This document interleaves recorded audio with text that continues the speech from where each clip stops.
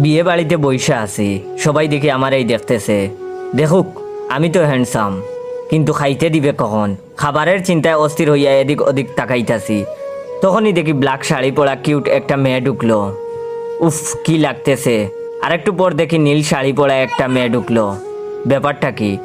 দুনিয়ার সব কিউটের ডিব্বাগুলা কি এই বাড়িতে আইসা পড়লো নাকি?